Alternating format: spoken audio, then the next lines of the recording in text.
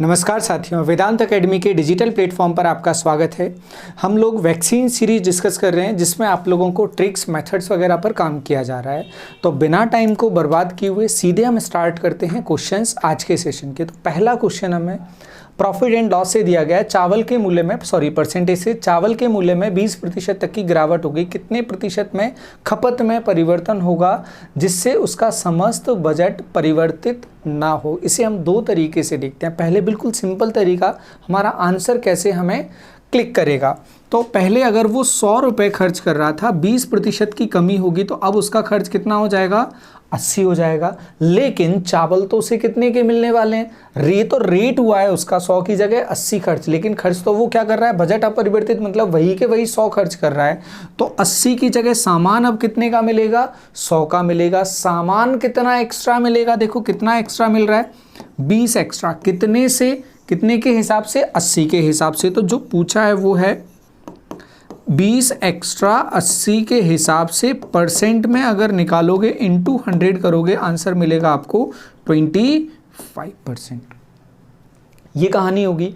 दूसरा अगर देखा जाएगा तो जो बजट निकाला जाता है, ये तो पहला मेथड था, फर्स्ट मेथड। सेकंड मेथड पर अगर आप जाओगे तो जो बजट निकाला जाता है, बजट निकाला जाएगा, वो निकाला जाता है बजट क्वांटिटी इंटू रेट,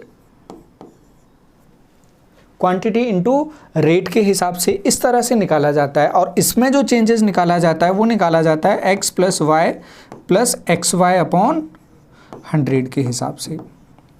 अब वो किस में परिवर्तन पूछ रहा है, रेट में परिवर्तन वो अपन को दे रहा है, और किस में परिवर्तन पूछ रहा है अपन को, क्वांटिटी में परिवर्तन पूछ रहा है। और बजट कैसा है, कांस्टेंट, मतलब इसका जो आंसर है, ये जो बजट में परिवर्तन है वो कैसा है, 0। अब एक को x मान लो, दूसरे को y मान लो। हम x मान लेते हैं, हमें दे रहा है कितना, 20% की गिरावट। गिरावट तो किस में लिखने में आएगा, माइनस में लिखने में आएगा। तो इसे अपन सॉल्व करते हैं आगे। पूरा परिवर्तन 0, x गिरावट 20 प्लस y हमसे पूछ रहा है प्लस माइनस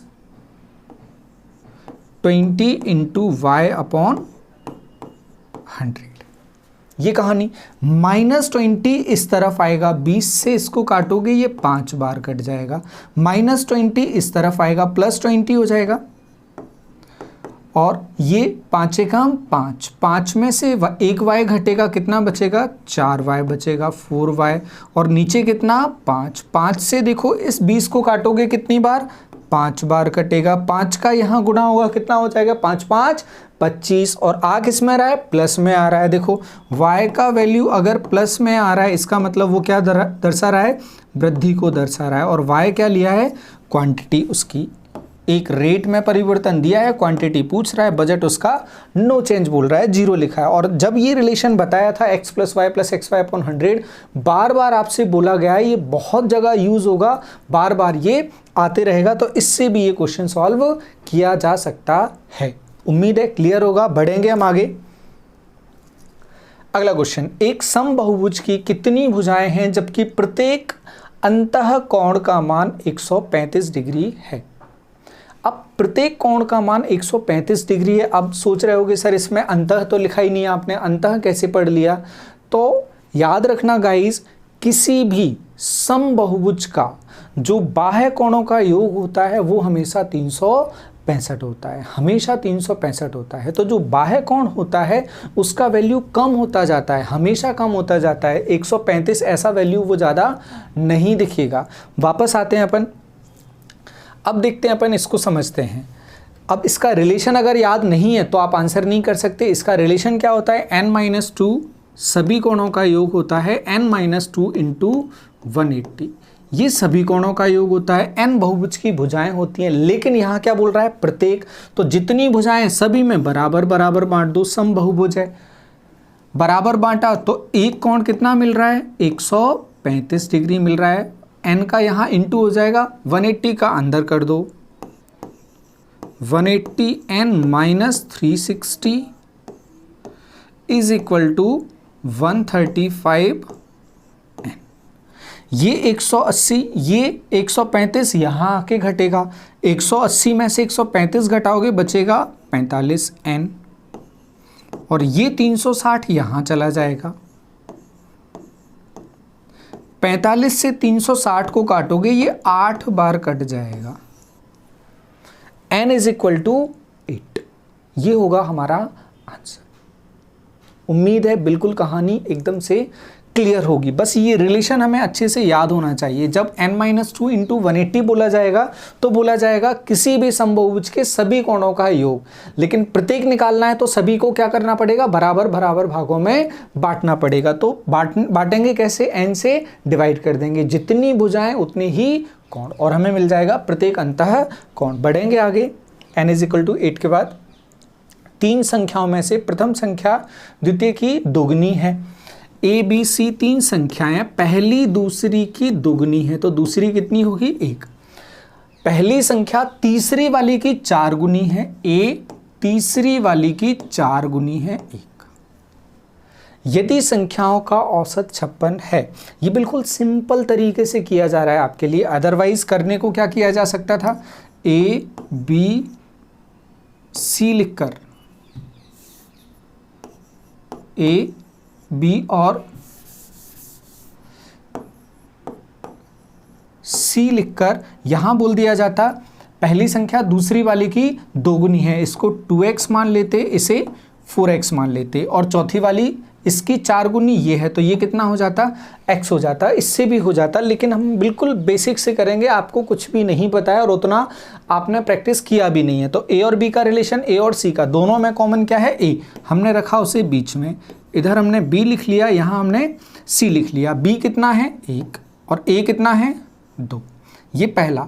अगले वाले में a कितना 4 और c कितना 1। ये लाइन खींचा रेशियो निकालने के लिए, जिसके पास में जगह खाली है वो लिख दो, 2 के पास में खाली है 2 लिख दिया, 4 के पास में खाली है 4 लिख दिया। अभी यहाँ से हमें ये समझ नहीं आएगा, ये 2 से कैंसिल हो रहा है, देखो सभी में 2 दिख रहा है, इन दोनों में है, इसमें भी है, क्योंकि इनका गुणा करना है हमें। अभी हमें नहीं दिख रहा है, हम सीधे चलते हैं, आगे जाके अपने आप हो जाएगा वो। 4:8:2, 2 से कैंसिल हो रहा है, 1 4 और 2। ए का हिस्सा कितना 4, बी का हिस्सा 2, सी का हिस्सा 1, 4 2 और 1। अब क्या जानना चाहता है, यदि संख्याओं का औसत 56 है तो सबसे बड़ी और सबसे छोटी संख्या के बीच का अंतर ज्ञात करो। औसत क्या होगा, अगर औसत 56 है तो योग निकालोगे कितना हो जाएगा, इनका औसत निकालें, 1 और 4 5 और 2 7, गड़बड़ जाएगा। इस तरह से कहानी में हम सीधे सॉल्व करते हैं। 56 कितना होगा, 56 औसत है तो 3 गुना निकालोगे, क्योंकि 56 1 का है तो सभी का कितना होगा, 56 का 3 गुना, 50 का 3 गुना 150, 6 का 3 गुना 18, और यहाँ कितना है 2 और 4 6 और 1 7, तो 7 यूनिट कितना दे रहा है, तीनों का योग करके दे रहा है 168। 1 यूनिट कितना होगा, 7 से भाग लगाओगे, 7 दूनी 14 बचेगा, 2 28 हो जाएगा, 7 से फिर लगाओगे, 7 चौक 28, 1 यूनिट आ गया 24। क्या पूछ रहा है, सबसे बड़ी और सबसे छोटी का अंतर, सबसे बड़ी 4, सबसे छोटी 1, अंतर देखो कितना 3, तो 1 यूनिट अगर 24 है तो 3 यूनिट कितना होगा, 24 गुणा 3, 24 का 3 गुना, आंसर क्या होगा 72 या 72। बिल्कुल सिंपल कहानी, यहाँ से भी कर सकते थे, वहाँ से भी हो जाएगा क्वेश्चन। उम्मीद है क्लियर होगा क्वेश्चन। बढ़ेंगे आगे। जब एक रेडियो का मूल्य 20% कम हो गया तो उसके विक्रय में 80% की वृद्धि होगी, विक्रय पर कुप्रभाव क्या पड़ा। बिल्कुल फर्स्ट वाले क्वेश्चन की तरह, वो बजट में क्या प्रभाव पड़ा। अपन देखें, बजट पहले 10 रेट था और 10 बिक रहा था, तो बजट क्या था पूरा 100। उसके बाद बजट क्या हुआ, सेकंड कंडीशन में बजट का क्या होगा, रेडियो का मूल्य 20% कम हो गया, 10 से कितना बचा, वो 8 बचा, 20% निकालेंगे, 1 जीरो हटा देते हैं 10% आ जाएगा, 10 को डबल कर देंगे 20% हो जाएगा, 1 जीरो हटाओगे 1 आएगा, डबल करोगे तो हो जाएगा, 2 कम हो गया तो कितना बचा 8। ये 80% की वृद्धि हो गई तो कितना हो जाएगा 18। 10% 1 तो 80% निकालना है तो 8 बढ़ जाएगा, 18 हो जाएगा, 18 का 8 गुना निकालना है, 18 चौक 72, 144। मतलब पहले कितना मिल रहा था उसे 100, अब कितना मिल रहा है 144। देखो परसेंट के हिसाब से 100 से कितना बढ़ गया, 44 बढ़ गया। तो वृद्धि कितने परसेंट की हो जाएगी, 44% की। 44% की वृद्धि, ऑप्शन नंबर ए। बढ़ेंगे आगे। एक पुरुष 10 किलोमीटर प्रति घंटे की चाल से स्थिर जल में नाव चला रहा है और स्थिर जल की जो चाल होती है उसे माना जाता है x। x is equal to 10 kilometre per hour. फिर उसके बाद बोल रहा है यदि धारा की चाल 2 किलोमीटर प्रति घंटे, y is equal to 2 kilometre per hour. वो धारा के विपरीत तथा धारा के साथ 30 मिनट यात्रा करता है तो कुल दूरी कितनी चली। 30 मिनट धारा के विपरीत, 30 मिनट धारा के साथ। अब धारा के साथ जब जाएगा तो स्पीड क्या होगी, x plus y is equal to 10 plus 2 मतलब 12 किलोमीटर पर आवर। 12 किलोमीटर जाएगा वो 1 घंटे में। तो आधा घंटे में कितने किलोमीटर जाएगा, वो 6 किलोमीटर जाएगा। आगे देखेंगे x माइनस वाई 10 माइनस 2 ये कितना 8 किलोमीटर पर आवर। धारा के विपरीत जब वो जाएगा तो कितना जाएगा 8। अब 8 में क्या होगा, 8 में क्या करेगा वो, आधा घंटे चल रहा है तो आधा घंटे में कितना हो जाएगा, 1 घंटे में 8 तो आधा घंटे में 4, ये हो जाएगा 10। लेकिन अब वो क्या बोल रहा है, 30 मिनट की यात्रा करता है। अब 30 मिनट में वो ये डिवाइड, अभी अपन ने क्या समझा है इसको कि आधा घंटे यहाँ चला आधा घंटे यहाँ चला, लेकिन एक्चुअली में ऐसा कोई ऑप्शन हमें दिख ही नहीं रहा है।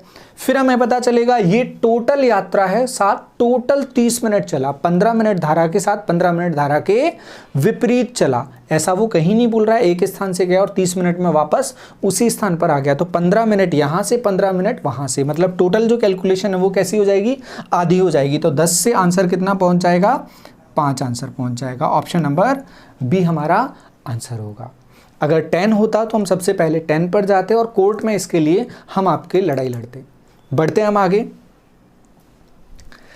आंटी अगाथा और अंकल रोजर, अब ये क्वेश्चन इंपोर्ट किया है बाहर से की बुक से उठाया है। इंडिया में ऐसे नाम बहुत रेयर मिलते हैं।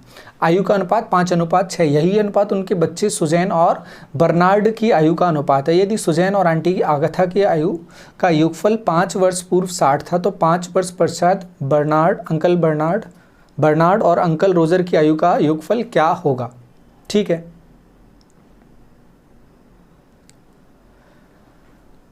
ठीक है। आंटी अगाथा और अंकल रोजर, इन दोनों की एज का रेशियो कितना दे रहा है, 5:6, 5:6। फिर उसके बाद बोल रहा है यही अनुपात उनके बच्चे सुजैन और बर्नार्ड का है। सुजैन और बर्नार्ड 5:6, ये क्या होगा 5x और 6x। यहाँ किसी और से कैलकुलेट किया होगा, अनुपात कुछ भी हो सकता है। सिंपल हमने यहाँ किससे किया, y से किया, तो यहाँ एज क्या हो जाएगी 5y और 6y। अब देखें क्या बोल रहा है, यदि सुजैन और आंटी अगाथा, सुजैन और आंटी अगाथा इन दोनों की आयु का योगफल 5 वर्ष पूर्व, ये वर्तमान दे रहा है, 5 वर्ष पूर्व था, आज पर आएंगे तो दोनों 5-5 बढ़ जाएंगे। देखेंगे हम 5x प्लस 5y, ये 60 था, लेकिन वर्तमान पर आने के लिए दोनों 5-5 बढ़ जाएंगे। देखो दोनों से 5 कॉमन लिया जा सकता है, ये क्या लिखने में आएगा 5x प्लस y। बड़ा कॉम्प्लेक्स सा क्वेश्चन दिख रहा है लेकिन कॉम्प्लेक्स है नहीं। 5 से 70 में भाग लगाओगे कितना आ जाएगा, 14 आ जाएगा 14, x प्लस वाई आ जाएगा 14, ये 70, तो x प्लस वाई आ जाएगा 14। अब आगे क्या बोल रहा है, तो 5 वर्ष पश्चात बर्नार्ड और अंकल रोजर की आयु का अनुपात क्या होगा। अब 5 वर्ष पश्चात अपन जाएंगे, पहले तो लिखें चाह क्या रहा है, किस किस का, रोजर और बर्नार्ड। आज कितना योग होगा 6x प्लस 6y, लेकिन क्या जानना चाहता है वो हमसे 5 वर्ष बाद। 5 वर्ष बाद जब जाएगा तो दोनों का 5-5 बढ़ जाएगा, तो दोनों का 5-5 हम बढ़ाएंगे, +5 और +5, देखो ये कहानी क्या बनेगी, ये तो +10 बना रहेगा, इन दोनों में से अगर 6 बाहर लिख लें तो क्या आएगा लिखने में, 6 of x plus y plus 10, और एक्स वाई कितना दे रहा है हमें, 14 दे रहा है। 14 का 6 में गुणा करेंगे तो 14 छक्के हो जाएगा 84, 84 प्लस 10, 84 प्लस 10 कितना हो जाएगा, 94। ऑप्शन नंबर सी हमारा आंसर होगा। याद रखेंगे जब रेशियो से वापस लिखेंगे नंबर्स के फॉर्म में तो अलग अलग रेशियो अलग अलग नंबर में जाता है। ये 5 और 6 है तो ये 5x और 6x लिखा, इन दोनों का भी 5 और 6 है तो ये 5 और 6 लिखेंगे। ये रेशियो में बहुत अच्छे से समझाया जाता है आपको। ये होगा इसका सॉल्यूशन। बढ़ेंगे हम आगे। शहर ए से बी तक यात्रा करने में एक व्यक्ति को 2 घंटे तक 70 किलोमीटर प्रति घंटा पर, अगले 2 घंटे तक 50 किलोमीटर प्रति घंटा पर, आखिरी के 5 घंटे 45 किलोमीटर प्रति घंटा पर गाड़ी चलाकर गया। संपूर्ण सफ़र के लिए उसकी औसत चाल क्या है। अब स्पीड इज इक्वल टू क्या होता है, डिस्टेंस अपॉन टाइम। अब एवरेज अगर निकालना है तो एवरेज में क्या होगा, पूरा डिस्टेंस और पूरा टाइम, तो S average is equal to होगा d1 plus d2 plus d3 जितना भी वो ले रहा है, और टाइम नीचे t1 plus t2 plus t3 जितना भी वो ले रहा है, यही एवरेज होगा। अब पहला डिस्टेंस देखते हैं। पहले उसने क्या किया, 2 घंटे तक चला 70 के हिसाब से, 1 घंटे में 70 तो 2 घंटे में कितना हो जाएगा 140, प्लस अगले 2 घंटे तक वो चला 50 के हिसाब से, 1 घंटे में 50 तो 2 घंटे में 100, फिर उसके बाद 1 घंटे में 45, लेकिन चला कितने घंटे, 5 घंटे चला, तो कितना हो जाएगा 5 घंटे का 225। ये हो गई ऊपर डिस्टेंस अलग अलग। ये डिस्टेंस नीचे क्या लिखना है, टाइम, पहले कितने घंटे 2 घंटे, फिर 2 घंटे, फिर 5 घंटे, तो 2 प्लस 2 प्लस 5, जोड़ेंगे इसको 225 और 100 325 और 100 425 और 40 465 465 डिवाइडेड बाय 9 से भाग लगाएंगे, 9 पंजे 45, बचा कितना 1, ये हो जाएगा यहाँ 15, 9 से फिर भाग लगाएंगे 15 में, एक बार जाएगा और बचेगा कितना 6, भाग किससे लगा रहे हो आप 9 से। अब ये सिंपल हो रहा है, भाग लगाएंगे फिर से 2/3 हो जाएगा, या इसे अपन क्या बोलेंगे, कुछ एरर हो रहा है ऐड करने में। 5 घंटे में कितना चलेगा 45 के हिसाब से, 40 पंजे 200, 225 बिल्कुल ठीक है, ये हो जाएगा 65 बिल्कुल ठीक है, 65 हो गया, 9 पंजे 45 ठीक है बिल्कुल सही चल रहा है, ये हो जाएगा 2/3। 3 से इसमें भाग लगाओगे कितना 0.66 आ जाता है, तो कितना आ जाएगा 51.66 किलोमीटर पर आवर। देखो कोई ऑप्शन है 51 2/3, ऑप्शन नंबर ए, ये हमारा आंसर होगा। बढ़ेंगे आगे। यदि x is equal to 3, x³ plus 2x² plus px plus 6 और x² minus 5x plus q दोनों का गुणनखंड है। अब दोनों का फैक्टर अगर है तो ये वैल्यू दोनों को सेटिस्फाई करेगी। x इज इक्वल टू 3 इसमें डालोगे और इसमें डालोगे तो दोनों क्या हो जाएंगे 0। गुणनखंड होने का मतलब यही होता है, ये वैल्यू दोनों में डालने पर 0 हो जाते हैं। तो फिर वो अपन से 6p प्लस 5q के बारे में पूछ रहा है, तो अपन डाल के देखते हैं, 0 करके देखते हैं इक्वेशन क्या बनेगा। 2x², x की जगह कितना 3 प्लस x³ है पहले, x³ मतलब 3 का क्यूब प्लस 2, x की जगह 3 2x² plus px p into 3, तो ये हो जाएगा 3p plus 6 is equal to 0। देखेंगे 27 और यहाँ कितना होगा 9 दूनी 18, 27 और 18 कितना होगा 27 और 18 45, 45 और 6 51, 51 इस तरफ चला जाएगा माइनस का 51। डिवाइड करोगे 3 से भाग लगाओगे तो ये कितना आ जाएगा माइनस का 17। तो p का मान कितना आ गया ऋण के 17। वैसे ही हमें निकालना है अगली इक्वेशन में पुट करते हैं हम वैल्यू। अगली इक्वेशन में पुट करेंगे हम वैल्यू x की जगह 3 square minus 5 into 3 plus cube is equal to 0। ये हो जाएगा 9 में से 15 घटाओगे या 15 में से 9 घटाओगे तो बचेगा 6 और वो भी किसका बचेगा माइनस का 6 इस तरफ जाएगा तो q इज इक्वल टू क्या आ जाएगा प्लस का 6। अब क्या जानना चाहता है हमसे, अब जानना चाहता है 6p प्लस 5q। निकालते हैं 6p प्लस 5q। p की जगह कितना रखोगे माइनस का 17 और q की जगह कितना रखोगे 5 इंटू 6। 17 छक्के कितना होगा 102 और 5 छक्के कितना होगा 30।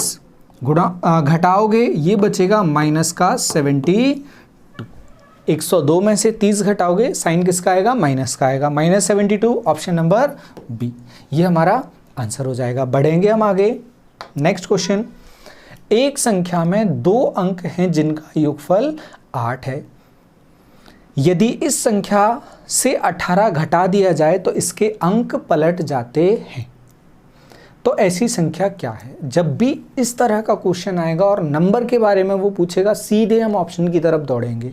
पहले तो देखना है सम ऑफ डिजिट 8 होना चाहिए और अंक पलटने पर डिफरेंस कितना आना चाहिए 18 का आना चाहिए। और दूसरी चीज़ क्या है वो कम होगी वो। इसको पलटोगे 08 हो जाएगा। 80 और 8 का अंतर बहुत ज़्यादा होता है। 53 और 35 18 डिफरेंस होता है। एक ये ऑप्शन बन रहा है। घट भी रही है संख्या। 62 और 26 काफ़ी ज़्यादा अंतर होगा, ये ऑप्शन नहीं हो सकता। 77 और 17, 71 और 17 बिल्कुल भी नहीं हो सकता। ऑप्शन नंबर बी हमारा आंसर होगा। और अभी हमें यही सीखना है आंसर कैसे ऑप्ट करना है। इसके अंक पलट दोगे 18 कम हो जाएगा। बढ़ेंगे आगे। 2880 रुपये की राशि को 7:11 के अनुपात में 2 भागों में विभाजित किया गया। बड़ा हिस्सा कितना है? बड़ा हिस्सा कितना है 11 है। तो जो भी आएगा हिस्सा वो 11 से विभाजित होगा। अब 11 से विभाजित होगा वो हम देखते हैं कैसे विभाजित होगा। 192 11 से विभाजित होगा। 11 एकम 11 बचेगा कितना 8। 82 नहीं होगा। पहला ऑप्शन पूरी तरह से गलत। सेकंड ऑप्शन 11 से भाग लगाओगे 11 एकम 11 बचेगा कितना 6। 66 बचा। 11 छक्के 66 हो जाएगा। इसको होल्ड पे रख लेते हैं। 11 में भाग लगाओगे 112 में लगाओगे 11 तक चला जाएगा बचेगा 20 नहीं जाएगा। ऑप्शन हो ही नहीं सकता। 960 96 में लगाओगे 11 88 88 तक चला जाएगा बचेगा कितना 8 बचेगा। 80 में नहीं जाएगा, ये भी गलत। ऑप्शन नंबर बी आंसर होगा हमारा। बड़ा हिस्सा पूछ रहा है और वो बनेगा किससे 11 के गुणा से मल्टीपल से। बढ़ेंगे आगे हम।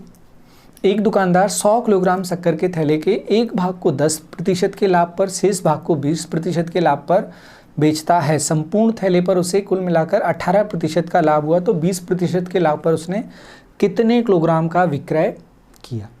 अब हम देखें इसको, जब भी 2 क्वांटिटी को मिलाकर कैलकुलेशन करवाई जाती है तब हम एलिगेशन लगाते हैं। पिछले लेक्चर में भी आपको बताया था और बराबर बताया जाता है। यहाँ पर भी एलिगेशन का यूज़ होगा। एलिगेशन में क्या बोल रहा है? पहले को 10% लाभ, दूसरे को 20% लाभ। पहले को 10% का लाभ, दूसरे को 20% का। ओवरऑल कितना 18 का। और यहाँ लिखा जाएगा डिफरेंस। और ये क्या होगा? रेशियो किसका? क्वांटिटी का रेशियो होगा। अब देखते हैं 20 और 8 का अंतर, 20 और 18 का अंतर 2 और यहाँ 10 और 18 का अंतर 8। अनुपात कितना बना 1 और 4। उनकी मात्रा का अनुपात कितना है 1 और 4, लेकिन टोटल कितना है 5। टोटल अगर देखें तो टोटल कितना दे रहा है 100 kg। तो 1 यूनिट कितना होगा? 1 यूनिट होगा। क्या पूछ रहा है हमसे? तो कितने किलोग्राम का 20%, ये 20% है। कितना हिस्सा कर रहा है 4, 8 मतलब 4 हिस्सा कर रहा है। तो 1 यूनिट कितना आ जाएगा 20 किलोग्राम। 1 यूनिट अगर 20 किलोग्राम आ गया तो रिक्वायर्ड कितना है 4 यूनिट। तो 4 यूनिट कितने किलोग्राम आ जाएगा 20 का 4 गुना 80 किलोग्राम। फिर से रिपीट कर देते हैं इसको। 80 किलोग्राम, ऑप्शन नंबर सी। वो बोल रहा है एक हिस्सा बेच रहा है 10%, दूसरा हिस्सा 20%, ओवरऑल 18%। हमने एक हिस्सा 10%, एक हिस्सा 20%, ओवरऑल 18% देखा। इसमें मिक्सचर लगा क्योंकि दोनों से मिला के उसका ओवरऑल लाभ बन रहा है। तो यहाँ डिफरेंस देखा दोनों का 2, यहाँ दोनों का डिफरेंस 8 आ रहा है। तो रेशियो हमने देखा, यहाँ जो रेशियो आएगा वो आएगा क्वांटिटी का रेशियो, 2 और 8 मतलब 1 और 4। 10% एक हिस्सा, 20% 4 हिस्सा, लेकिन टोटल देखो कितना हिस्सा, 4 और 1 5, और 5 को क्वेश्चन क्या बोल रहा है, मात्रा है कितनी टोटल 100 किलोग्राम। 100 किलोग्राम है तो एक यूनिट कितना हो जाएगा 20 किलोग्राम। वो पूछ रहा है 20% पर कितना, 4 हिस्सा कितना होगा। तो एक हिस्सा अगर 20 है तो 4 हिस्सा उसका 4 गुना 80 किलोग्राम हो जाएगा। बढ़ेंगे हम आगे। यदि 7 श्रमिक एक कार्य के 2/3 को 4 दिन में करते हैं तो कितने श्रमिक को और नियुक्त किया जाए जिससे कि एक दिन में ही शेष कार्य पूरा हो जाए। 7 श्रमिक एक कार्य को 2/3 4 दिन में करते हैं। 7 श्रमिक बिल्कुल MDH के हिसाब से 2/3 4 दिन में, M × D नीचे वर्ग। 3 में से काम कितना हो गया, 2 हो गया, बचा कितना काम, 3 में से 1। या इसे अपन नीचे से 3 को हटा भी देंगे तो कोई फर्क नहीं पड़ेगा क्योंकि नीचे काम लिखा जा रहा है, अपन टोटल 3 मान रहे हैं काम। नीचे 2 काम हो गया 3 में से, यहाँ बचा 1 3 में से।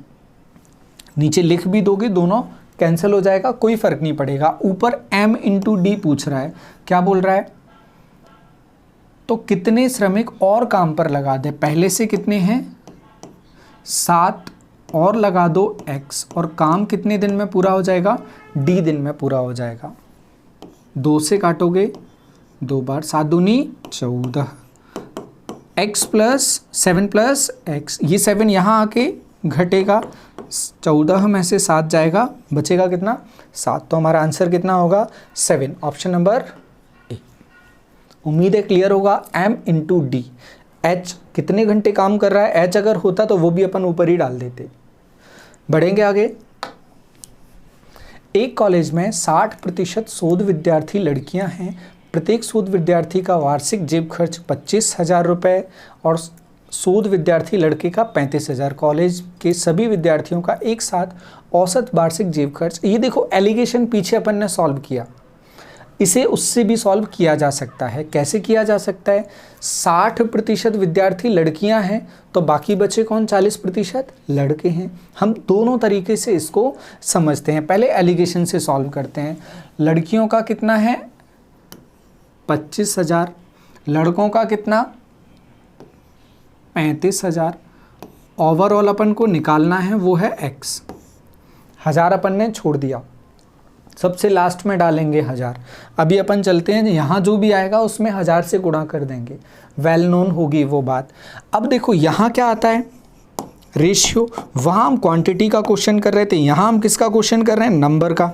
तो यहाँ क्या आएगा, उनके संख्या का अनुपात। संख्या के अनुपात के हिसाब से है कितना, लड़कियाँ कितना, ये गर्ल्स और ये बॉयज़। बॉयज़ का जेब खर्च ज़्यादा होता है, खाने पीने पर उनका ज़्यादा खर्च हो जाता है।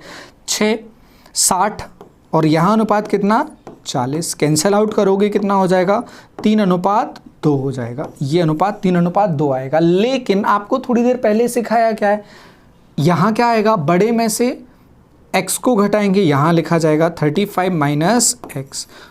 x में से छोटे को घटा के यहाँ लिखा जाएगा 25 - x। इन दोनों का अनुपात कितना आ रहा है 3:2। सॉल्व करके बता देते हैं आपको।